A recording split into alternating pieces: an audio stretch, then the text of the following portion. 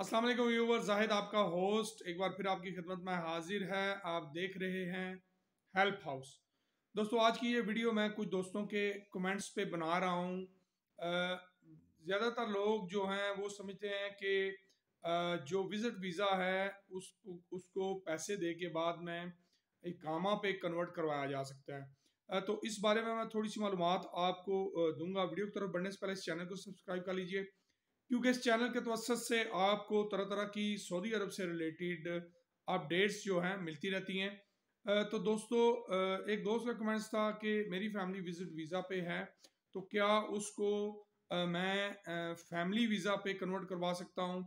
तो जैसा कि आप जानते हैं कि विजिट वीज़ा की जो मियाद होती है वो ज़्यादा से ज़्यादा 1 साल की होती है एक्सटेंशन करवाने के बाद। एक्सटेंशन डिपेंड करती है मिनिस्ट्री पे कि वो आपको 1 महीने की देती है, 3 महीने की देती है, 2 महीने की एक्सटेंशन देती है। वो जैसे जैसे आपका वीज़ा एक्सटेंड करते जाएंगे वो जो है आपका टाइम गुजरता जाएगा। मैक्सिमम पीरियड जो है वो 1 साल का है। 1 साल के बाद आपका विजिट वीज़ा एक्सपायर हो जाएगा और आप कानूनी तौर पे इलीगल हो जाएंगे, जिस पे सजाएं भी हैं, जुर्माने भी हैं और जो हैं बंदे को परेशानियां भी उठानी पड़ती हैं। लीगल तरीके से आपकी वापसी फिर मुमकिन नहीं होगी।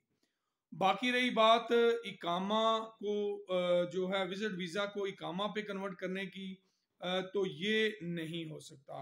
विजिट वीज़ा को आज तक मैंने भी कोई इस तरह का केस नहीं देखा कि विजिट वीज़ा को इकामा पे जो है किसी ने कन्वर्ट करवाया हो। ठीक है जी।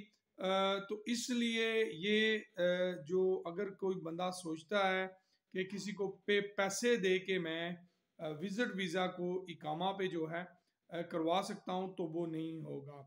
वो सिर्फ अगर आपको कंपनी ही इकामा पे या अगर आप कोई सरकारी मुलाजम है या कोई भी जॉब करते हैं, प्राइवेट भी हैं, तो अपने तौर पे आप कफील की मदद से अपनी फैमिली को इकामा पे डायरेक्ट मंगवा सकते हैं। वहाँ से अगर विजिट वीज़ा पे गई है या उम्रा पे आपकी फैमिली गई है, तो उसका इकामा जो है वो नहीं बन सकता।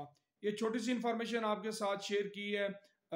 जिस दोस्त को सॉरी इसकी अपडेट चाहिए थी, उम्मीद करता हूँ उनको मेरी बात की समझ आ गई होगी।